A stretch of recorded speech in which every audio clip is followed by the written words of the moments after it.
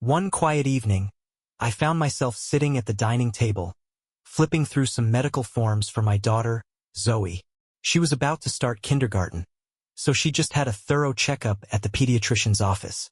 My wife, Clara, had left a pile of school forms haphazardly scattered around the table. Without thinking much of it, I began skimming through them absent-mindedly, until something caught my eye. It was just one line of text, but it hit me like a ton of bricks. Under the blood type section of one of the forms, it clearly stated that Zoe's blood type was A. For a moment, I just sat there, frozen, staring at those letters. I couldn't quite grasp what they meant at first, but then the realization hit me like a punch to the gut. Slowly, I got up, walked over to the cabinet, and pulled out 2 sheets from our medical records. Papers I hadn't touched in ages. They were tucked away in our files, but they confirmed what I had already started to suspect. Last summer, both Clara and I had donated blood to the Red Cross. The receipts had our blood types printed on them. Mine was B and hers was O. That could only mean one thing. Zoe wasn't my biological daughter. If Clara was her mother, and I had been there in the delivery room when she gave birth, then someone with blood type A had to be Zoe's real father. The kids were already asleep, and Clara was upstairs, watching TV, completely unaware of the storm brewing in my mind. I grabbed a beer from the fridge and stepped outside into the backyard, trying to wrap my head around it. Looking back, I would have described our marriage as decent. Nothing extraordinary, but nothing awful either. Like most couples, we had our good days and bad ones. In the beginning, when Clara and I were dating and newly married, we were inseparable. We couldn't keep our hands off each other, always finding excuses to touch or steal a kiss. We were passionate about life, not just in the physical sense, but in everything we did together. But over time, that intensity faded like it does in many marriages. Still, faced with undeniable proof of Clara's betrayal, I couldn't help but question everything I thought I knew about our relationship. When did things start to change? Was it a slow erosion or something more sudden? In hindsight, it was a bit of both. The cracks started showing about 6 years ago, just a few months before Zoe was conceived. Clara, who had always been loving and warm, started acting oddly. I remember one evening, she came home much later than usual. She gave me a quick, almost dismissive kiss, then went straight for the shower, avoiding me the rest of the night. The next morning, she was distant, almost like a stranger living in our house. But that night, she completely changed. She came home early, made a special dinner, and showered me with attention. Later, in the bedroom, her passion was so intense, it felt like we'd rediscovered something we'd lost. For about a week, she was affectionate and loving, only to flip back to being cold and distant without warning. For the next 2 months, it was like living with a completely different person. One moment affectionate, the next cold and irritable. When I asked her what was going on, she brushed me off with vague excuses about being stressed or uncertain. Eventually, things seemed to settle down, but not in a way that felt right. The mood swings stopped, but so did most of the affection.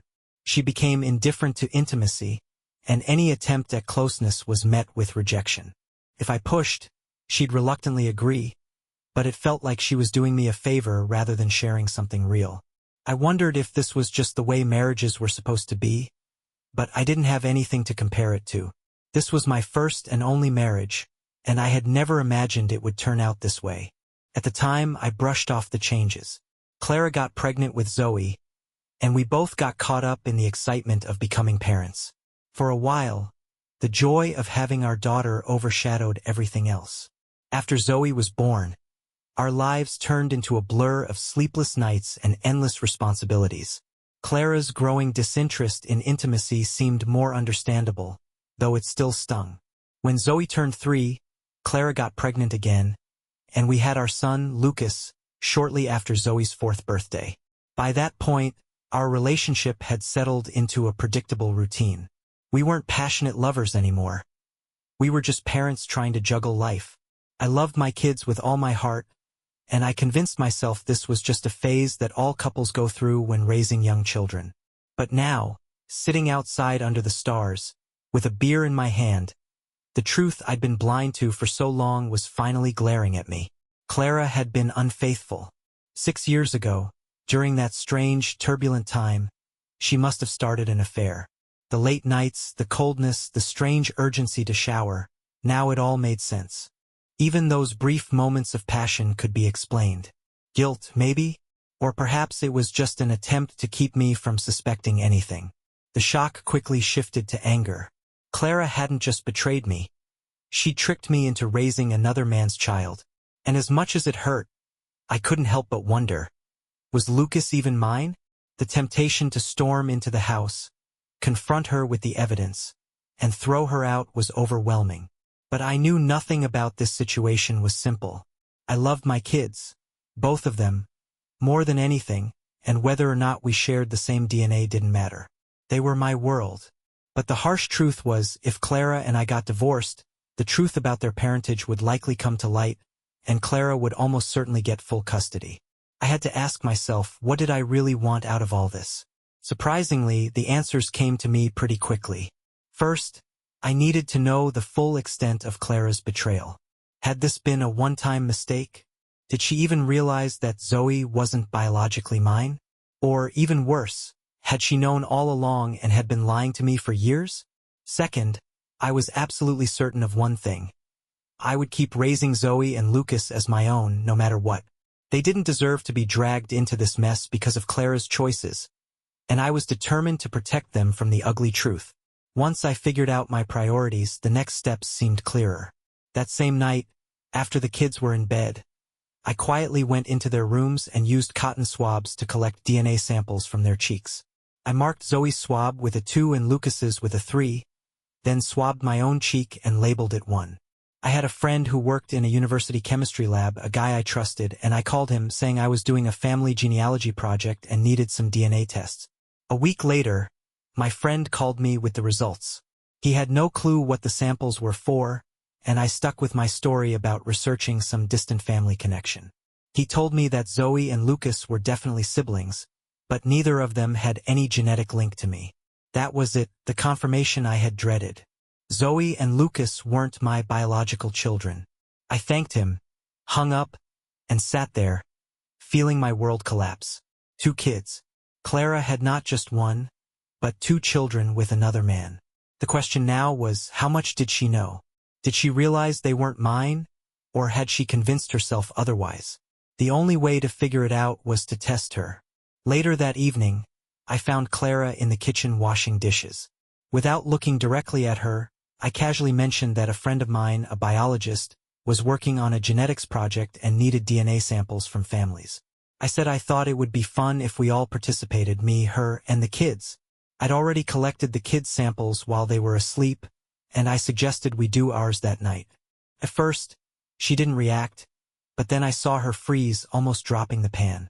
After a long silence, she turned to me and shook her head. "I'm not comfortable with that," she said. "How do we know our privacy would be protected? What if the samples got misused?" I tried to reassure her, but she wasn't having it. She flatly refused, insisting I tell my friend we wouldn't be participating. Her reaction said everything. She knew, at least on some level, that something was being hidden. That was when I realized I needed to dig deeper. Who was this man? How long had it been going on? Where did it happen? And, perhaps most painfully, why? I needed time to investigate without raising suspicion, and the next Saturday gave me the perfect chance. We were supposed to visit her parents, but I pretended to have a work emergency and stayed behind. Clara was annoyed but left with the kids, leaving me with a few hours alone at home. Once they were gone, I went straight to Clara's personal spaces, her closet, her dresser, the attic. I wasn't interested in the kitchen or living room, where we kept shared things. In the attic, I found a few boxes that looked recently disturbed, unlike the others that had years of dust on them. I opened one of the boxes and found a stack of notes and 2 unmarked videotapes, buried beneath old college mementos and greeting cards. The notes were from Adam, her boss at work. They weren't sweet love letters but harsh, controlling ones. He'd given Clara explicit instructions on what to wear for certain occasions and detailed their late-night encounters in the office. The videotapes confirmed everything. The first tape showed Adam and Clara at his house. The second was in our bedroom, probably during one of my business trips. There was no doubt now. Clara's affair with Adam had begun months before Zoe was conceived. The timing matched perfectly with her strange, erratic behavior around that time. It wasn't just a physical affair. It had been woven into the very fabric of our lives. As painful as it was, my love for Zoe and Lucas didn't change. They were still my children, no matter what. But the cruelty of it all was unbearable. People would laugh at me if they knew I had been raising another man's children. What hurt even more was realizing that Adam, the biological father, had no intention of acknowledging his role. He was happily married to Nora and had no idea what was going on behind his back. As I uncovered more, it became clearer that Clara wasn't a victim here. She had willingly played the role of Adam's submissive partner. The notes and tapes made it obvious. She knew exactly what she was doing, and so did Adam. They both seemed to enjoy the secret, knowing I was completely in the dark. The magnitude of Clara's betrayal was overwhelming. She had knowingly conceived 2 children with another man while pretending to be a faithful wife. The anger inside me boiled over. I couldn't let this slide. I went over the videotapes again, confirming every damning detail. The first tape was filmed at Adam's place, the second one in our own bedroom during one of my business trips. The tapes left no room for doubt about the nature of their relationship. Adam's dominance, Clara's compliance. It was all there. The first tape began with Adam sitting on the bed, commanding Clara to perform a hot dance. She smiled and complied, removing one article of clothing at a time under his watchful gaze. Their encounters were rough, completely devoid of tenderness. Adam spoke to her in a way that made my stomach churn, harsh, degrading, and controlling. What hurt the most, though, was seeing that Clara seemed to enjoy every second of it. The second tape was similar but included a chilling conversation afterward. As they lay in bed, Clara asked Adam how he felt about me raising his children without knowing the truth. His response was cold and callous. "You're lucky. He's a decent guy who loves kids. If it weren't for that, I'd tell you to leave him." Clara incredibly defended me, but her words only made things worse. "Oliver's a kind man," she said. "He loves me." It was infuriating to hear her say that, yet still talk about how my gentleness contrasted with Adam's roughness, which she seemed to crave. Watching those tapes, I couldn't believe their audacity. Not just to betray me, but to record it and leave it where I could find it. Their arrogance fueled my anger and resolve. I wasn't going to let them get away with this. I meticulously scanned every note Adam had written to Clara, saving them as digital files on my computer. Then, using some editing software from work, I converted the videotapes into digital formats. Once everything was backed up, I hid the original tapes and notes in the trunk of my car, beneath the spare tire. After cleaning up the attic to remove any trace of my search, I began planning my retaliation. For the next 2 weeks, I acted like nothing had changed. Pretending everything was normal wasn't as difficult as I expected. After all, Clara had deceived me for 6 years. A few more days of pretending wouldn't be hard. I even initiated affection, though every touch felt like it was draining the life out of me. But I had to keep up the act for what I had planned. Clara was about to reach a big milestone. She'd recently been elected president of the Key Society, a prestigious local charitable organization, and she was preparing for the annual luncheon where she'd officially take on the role. Nervous about her speech, she asked for my help with her PowerPoint slides. This was my chance. For a week, I worked beside her, helping her organize the presentation. Each evening, we rehearsed together. While she trusted me with her work, I was quietly creating my own version of the PowerPoint. The night before the luncheon, I deleted her file and replaced it with mine, locking it so she couldn't make any last-minute changes. The next morning, I casually asked if Adam and his wife, Nora, would be attending. Clara smiled and confirmed they would. I pretended to share her excitement, but my heart was pounding. Clara looked stunning that evening in a black gown, her confidence radiating as we arrived early to set up her laptop. Everything was perfect. The dinner started smoothly, and the speeches went as planned. After the outgoing president introduced Clara with high praise, she stepped up to the podium with pride. She began her speech, showcasing the society's recent accomplishments. But then, as we had planned, the presentation took an unexpected turn. The slides began with a sequence of still images, carefully chosen frames from the damning videos. The images were unmistakable, even in the dim light.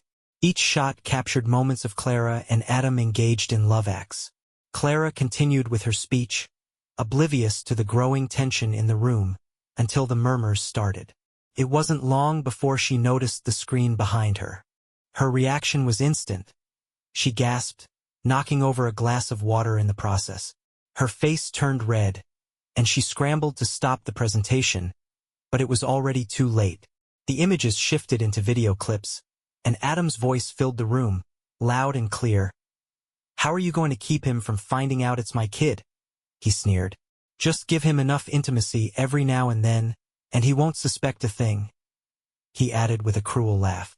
The room erupted in shock, laughter, and disgust. Clara stood frozen, her eyes wide, her mouth trembling. At a nearby table, Nora, Adam's wife, grabbed a vase and smashed it over his head before storming out. The chaos that followed was almost theatrical. Guests began filing out, throwing pitying glances at Clara, their murmurs and laughter echoing through the ballroom. In a matter of minutes, the once-packed room was empty, leaving just Clara and me. She stood at the podium, utterly defeated. I sat nearby, leaning back in my chair with a small grin. Eventually, she turned her gaze toward me, her face a mix of sorrow and humiliation. "How could you do this to me, Oliver?" she choked out. "I thought you loved me." Her words were almost laughable under the circumstances, and I couldn't help but laugh. "Love you," I said with a smirk. "Not anymore." With that, I left her there, a shell of the woman she once was. Of course, that moment of public humiliation was a fantasy, one I relished in my mind. But in reality, it would have had consequences, both for me and for Zoe and Lucas. The whole town would have learned about the affair and the truth about their paternity, and I wasn't willing to risk that. My kids didn't deserve to be dragged into this any further. Instead, I decided to take a more calculated approach. I consulted a divorce lawyer and started working on the necessary legal documents. I also recreated the PowerPoint I had envisioned, but instead of using it for public humiliation, I planned a private showing just for Clara. About 4 weeks before the Key Society dinner, I waited until the kids were asleep before calling Clara into the office. "Clara," I said, my tone firm, "I need you to look at the draft I've prepared for your speech next month." She groaned, clearly exhausted. "Can this wait, Oliver? I've had a long day." "No, it can't wait," I replied sharply. "I've been working on this in my free time for you. The least you can do is look it over so I can make any necessary changes." Reluctantly, she followed me to the office and sat in front of the computer. "Press the letter A when you're ready," I instructed, hiding a smile. I stood back and watched. At first, everything seemed normal. The presentation began with her slides on the society's goals. Then came the photos. Clara's face drained of color as she stared at the screen, speechless. As the images shifted to video clips, Adam's voice filled the room, his dismissive comments about me and their secret. Clara scrambled to stop the file, but I'd locked it. The screen went dark after a few minutes, leaving her slumped in the chair. She sat there, head bowed, silent. When she finally lifted her face, it was streaked with tears. "Oliver, I'm so sorry," she sobbed. "Can you ever forgive me?" "Forgive you?" I asked coldly. "For what? For cheating on me with Adam Thompson for 6 years? For giving him 2 kids while letting me believe they were mine? For mocking me behind my back? For withholding intimacy at his command?" Her sobs intensified. "I don't love him," she blurted. "I love you, Oliver. I've always loved you." I stared at her, my anger simmering just beneath the surface. "No, Clara," I said quietly. "You love what I do for you. You love the life I've given you. But love? No woman who loves her husband would betray him like this." I let her cry, savoring her discomfort. It took almost 20 minutes for her to calm down enough to speak. "What are you going to do?" she asked hesitantly. Are you going to divorce me? No, Clara. Primer lead smoothly. I care too much about Zoe and Lucas to do that. Even if they aren't biologically mine, they're still my kids. But things are going to change. Dramatically. Starting now. Her face paled. What do you mean? She whispered. Call Adam, I ordered. Tell him to be here in 15 minutes. Her eyes widened in horror. I can't do that. He's at home with his wife and kids. He won't come. I smirked. Say whatever you need to, but make sure he shows up. If he doesn't, his marriage ends by tomorrow morning. She hesitated, but the coldness in my voice must have convinced her. Without another word, she went to the kitchen to make the call. 15 minutes later, Adam arrived, wearing the insincere smile I'd been expecting. Clara must have given him a heads up, because his usual confidence was replaced with unease. Come in, Adam, I said, gesturing to the office. You too, Clara. Have a seat. We've got things to discuss. Once they were seated, I wasted no time. All right, Adam. Here's the situation. For years, you've been having your fun with my wife, making a fool out of me. That ends tonight. Things have changed, and it's time for you to face the consequences. Adam opened his mouth to respond, but I cut him off. No. You're going to sit there, watch, and listen. I started the PowerPoint, and Adam's expression morphed from nervousness to horror as the images and videos played. Every damning piece of evidence was laid bare. When it finished, the silence was deafening. Here's how this works, I said, breaking the silence. You'll do exactly as I say, or your perfect marriage to Nora will end in a very public and messy way. Don't speak. Just nod if you understand. Adam glared at me, his jaw clenched, but eventually nodded, his pride visibly crushed. Good. Now listen carefully, I continued. I have several documents for you to sign. I'll give them to you one at a time. You'll have 48 hours to return them signed. If you decide to play games, Nora will get an invitation to view a very revealing video. I handed him the first document. This acknowledges you are the biological father of Zoe and Lucas. You agree to pay child support until they turn 21 and contribute $100,000 each toward their college education. Paid into a trust fund, I will manage to ensure it's used for their benefit. Adam shot up from his seat, furious. This is insane, Oliver. I'm not agreeing to. Before he could finish, I shoved him back into his seat. Shut up, Adam, I barked. You're wealthy, and we both know it. This isn't your show anymore. It's mine. Now sit and listen. Out of the corner of my eye, I saw Clara staring at me, pale and horrified. She'd never seen me like this, and it unsettled her. But I kept going. The second document grants me permission to adopt Zoe and Lucas. Both of you will need to sign it. I handed it over. The third document renounces your parental rights to them and agrees that you'll never disclose their true parentage. Lastly, there's a personal statement in which you admit to exploiting my wife in the workplace, coercing her into this affair. Adam exploded again. That's a lie. She was as willing as I was. I held up a hand to silence him. Maybe so, but Clara will still file a workplace exploitation complaint against you. That's non-negotiable. It's one of the conditions for me not divorcing her. Isn't that right, Clara? I turned to Clara, locking eyes with her. She seemed paralyzed, torn between me and Adam, but said nothing. I clarified. If you don't sign this complaint, Clara, our marriage is over. It's your choice. Reluctantly, she nodded. I slid the document toward her. Sign it. Her hand trembled as she scribbled her name, her expression a mix of fear and shame. I turned back to Adam. As for you, you'll have these documents back to me within 48 hours. If you even think about doing something foolish, I've kept copies of every single piece of evidence, your messages, your emails, everything. Don't test me. Adam just sat there, staring, clearly rattled. Any questions? I asked coldly. Neither of them responded. I turned to Clara. Come with me. She followed me wordlessly, her steps slow, her face as pale as a ghost. We reached the living room before she spoke, breaking the silence. Oliver, what's going on with you? How could you do this to Adam?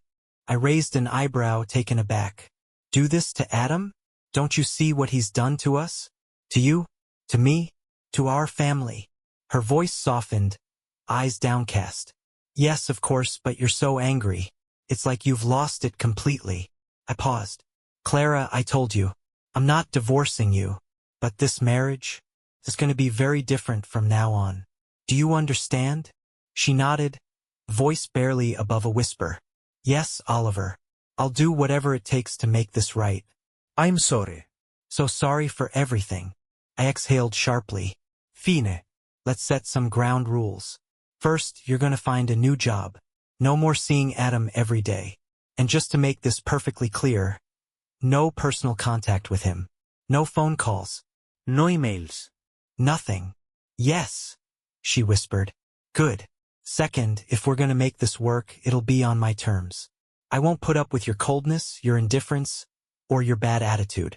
From now on, you'll be cheerful, kind, affectionate. Every single day, you'll show me the love and respect I deserve as your husband. She nodded again, her eyes welling with tears. And one more thing, I added, my voice low. All that passion you saved for Adam? I expect to see that too. I've seen what you're capable of, and I won't settle for less. If you love me, you've got a lot of lost time to make up for. Her tears spilled over as she whispered, I'll do whatever it takes, Oliver. I promise. I wasn't sure I believed her, but it was the best I was going to get. She crossed the room, kneeling before me, clinging to my legs like I was her lifeline. I love you, Oliver, she sobbed. More than you know. I'll prove it. I promise. Her tear-streaked face, those wide, fearful eyes. It was pitiful. Deep down, the love I once felt for her flickered faintly, but the overwhelming resentment buried it. She deserves whatever comes next, I thought. I softened my tone. Listen, Clara. You've got your big social dinner in 4 weeks. Let's use this time to start fresh. Maybe we can salvage what's left of this marriage. If we make it work, we'll treat that night as a celebration of our progress. Agreed. Her face brightened, and she nodded eagerly. Yes, Oliver. Thank you for giving me another chance. I'll be whatever you need me to be. She stood up, kissed me, promising to make things right. Give me 10 minutes to freshen up, she said, her voice trembling with sincerity. I'll start tonight. I watched her walk away. It amused me how eager she was, how desperate to fix everything in such a short time. Over the next few weeks, I expected her efforts to win me over to be somewhat entertaining, but I noticed her never asking about the affair, how I found out, why I didn't confront her sooner. The shock of that night still hung over her, but frankly, I didn't care enough to go into detail. Our marriage was over in my mind, even if she hadn't fully realized it yet. When I entered the bedroom a few minutes later, the scene was almost laughable in its perfection. The bed was neatly made, the lighting dimmed, and Clara lay in a revealing red nightgown, looking stunning, though a little nervous. A bottle of lubricant sat on the nightstand. She called softly to me, arms extended. Without a word, I disrobed and joined her. For a brief moment, the physical tension replaced the emotional chaos swirling inside me. Her kisses were eager and her body warm. She took the lead, something she hadn't done in years, and despite the bitterness I felt, I let myself enjoy it. Afterward, she turned off the lights, curled up against me under the blankets. Her kiss on my neck was soft, and she whispered, "Good night, Oliver." As I drifted off to sleep, I couldn't help but feel a strange anticipation. What would the next 4 weeks bring? The following weeks saw Clara throwing herself into rebuilding our marriage. Every morning, she woke me with a smile, a kiss, and often more. She made sure the kids were taken care of, and our evenings together were uninterrupted. She even went as far as to cook elaborate meals from cookbooks, though the kids preferred their usual fare. She kept the kids on schedule, making sure they were bathed and in bed on time so we could have time alone. Each night, she wore something enticing, and we resumed a regular, enthusiastic intimacy. She was affectionate, attentive, and energetic in ways I hadn't seen in years. Despite my lingering anger and distrust, I couldn't ignore the temporary happiness we projected. On the surface, everything seemed idyllic. Adam's signed documents arrived promptly. Clara also signed the adoption paperwork without hesitation, and my lawyer expedited the hearing, finalizing everything quickly. Within days, the papers were in order, granting me full legal custody of Zoe and Lucas. Meanwhile, my attorney began preparing for the divorce. One morning at work, I was surprised by a visit from Maya Grant, a younger colleague I occasionally worked with. At 28, she was 5 years my junior, and her striking looks hadn't gone unnoticed. I knew she was divorced, and her flirtatious comments over the years had crossed my mind more than once. But I had never taken them seriously. "Oliver," she said, smiling as she entered my office. "What's going on with you lately? You seem different, younger, happier." Her comment threw me off guard, but I smiled back. "Thanks for noticing, Maya." Then, without thinking, I added, "It's a long story, but maybe we could talk about it over lunch?" She tilted her head, intrigued. "Sounds good. Let's do it." We grabbed lunch at a nearby salad bar and found a quiet table outside. The weather was perfect, and for the first time in a while, I felt at ease. "So, what's this change you mentioned?" she asked, leaning in with genuine curiosity. I chuckled, realizing how strange my situation must sound. "Well, it's probably because of my marriage falling apart," I said candidly. Maya raised an eyebrow. "And that makes you look better? You'll have to explain that one." I gave her a brief version of the story. "A couple of weeks ago, I found out my wife was having an affair with a coworker. It had been going on for years. I confronted her, and since then, she's been trying to win me back. But I've already made up my mind to leave her. I just haven't told her yet." Maya studied me thoughtfully, a mix of sympathy and admiration in her expression. "I'm impressed you're handling it so well," she said. "When I found out about my ex, I completely lost it. Took me months to pull myself together." "I'm sorry you went through that," I said sincerely. Her vulnerability hit a chord with me. "But I'm taking control now. Things are going to happen on my terms, not anyone else's. That's what's made me feel better." I paused for a moment, then decided to take a risk. "You know," I said with a smile, "one thing about my situation is that, even though I'm not officially single yet, I know I will be soon. So, there's no reason not to tell you how much I admire the beautiful woman sitting across from me right now."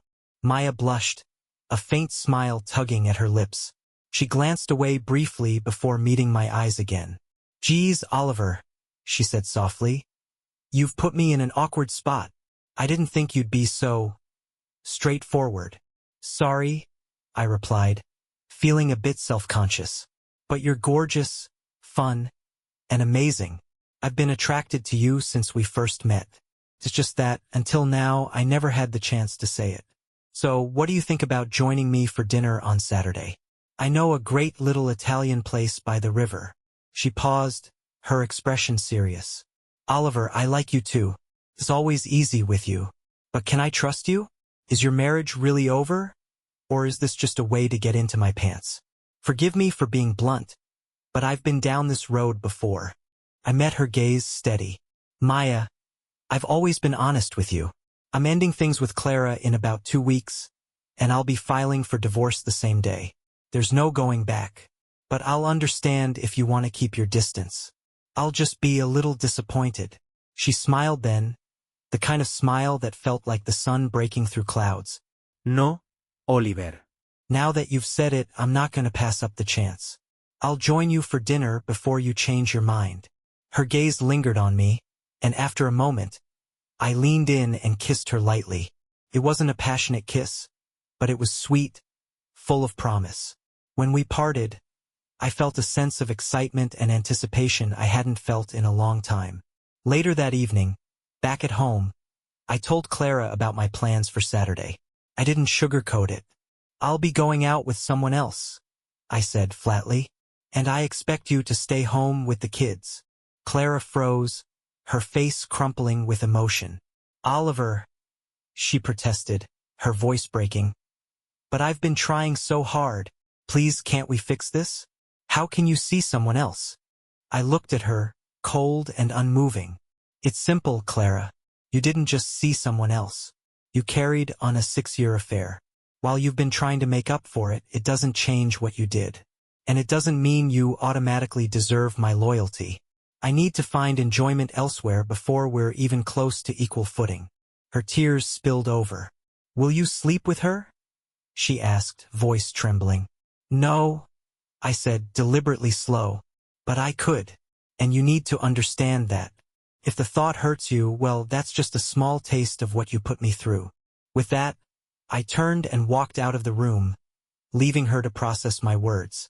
The next few weeks with Maya were cautious but refreshing. We took our time, getting to know each other beyond the surface. We talked about everything. Our childhoods, our work, our hopes, and laughed more than I had in a long time. It felt natural and effortless, like we were reconnecting on a deeper level than just physical attraction. After our third dinner together, I walked Maya to her apartment. As I opened her car door, she hesitated, then softly asked, "Would you like to come in?" We both understood the implication, and a rush of desire washed over me.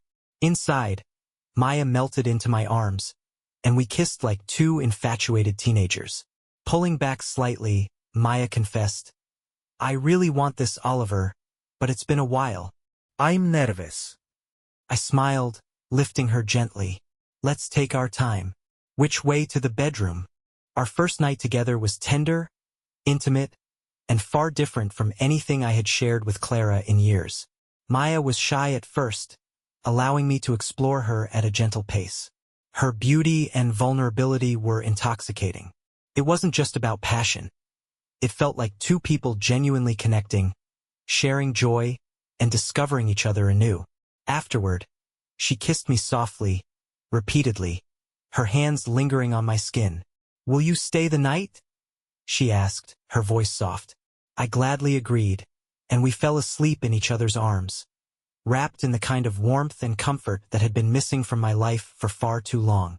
The next morning, Maya was bashful again, but we parted with tenderness, exchanging lingering kisses and soft smiles. As I left her apartment, I felt a flutter of something, hope, maybe, something I hadn't felt in a long time. When I returned home that Saturday morning, I found Clara at the kitchen table, quietly crying. She didn't ask, but she knew where I'd been. Feigning sympathy, I hugged her gently. I'm sorry, Clara. "I know this must hurt." "Oh, Oliver," she sobbed, clinging to me. "The thought of you with another woman. It's tearing me apart. I've been so selfish all these years. How could I have been so blind to your feelings?" She looked up at me, her eyes filled with tearful gratitude. "Thank you for giving me another chance." Clara's big night was fast approaching, and I almost felt a twinge of regret. The past 4 weeks, filled with renewed intimacy and affection, had been enjoyable, at least in their surface-level, momentary way. But it wasn't enough to erase the betrayal. Deep down, my resentment still simmered, a festering wound that nothing she did could heal. As we worked on her PowerPoint presentation, I quietly finalized my own version. Designed to conceal Adam's identity, it would pack a devastating punch. The rigged laptop would allow me to replace her presentation with mine at the press of a button. Clara, now more confident and assured, often asked if I had deleted the incriminating file she had seen weeks ago. Smiling warmly, I always reassured her it was gone, even taking the time to demonstrate that her presentation was intact. The night of the event arrived. Clara was radiant in a sleek black evening gown, and I wore a rented tuxedo, playing the part of the supportive husband. We tested her presentation twice, making sure everything was flawless. When her back was turned, I executed my plan. Dinner was pleasant. Light conversation, a few polite smiles, but I could barely focus. My mind was on the moment ahead. Clara was introduced with glowing praise and walked to the podium, her face glowing with pride. She stood before the crowd, basking in the attention, ready to present her work. And then, with a small click, everything changed. The first image flashed onto the screen. Clara, her arms wrapped around Adam in an intimate embrace. The gasps, the murmurs, the uncomfortable laughter from the audience. It all hit like a physical blow. Clara's face drained of color as she turned to me, her expression one of disbelief and horror. She tried to stop the presentation, frantically clicking the keys, but it was too late. The photos kept coming, moments I'd never forget, burned into my mind. I watched as her pride turned to panic, then humiliation. She stood frozen, speechless, as the room erupted in whispers. When the crowd had finally dispersed, leaving us alone in the hushed aftermath, she looked at me, trembling. "Oliver, how could you do this to me?" she whispered. "I thought you loved me." I met her gaze, calm and unyielding. "Yes, Clara," I said, my voice steady. "In these past weeks, I loved you just as much as you loved me 6 years ago." I placed a stack of papers in her hand. "I'm filing for divorce. Consider yourself served. Stay in town and we'll share custody. If you leave, I'll fight for full custody, and you know I'll win." As I turned to walk away, I heard her anguished scream. "But you promised," she sobbed. "You said we could work things out." I turned back to her, meeting her tearful eyes one last time. "Yes, Clara," I said coldly.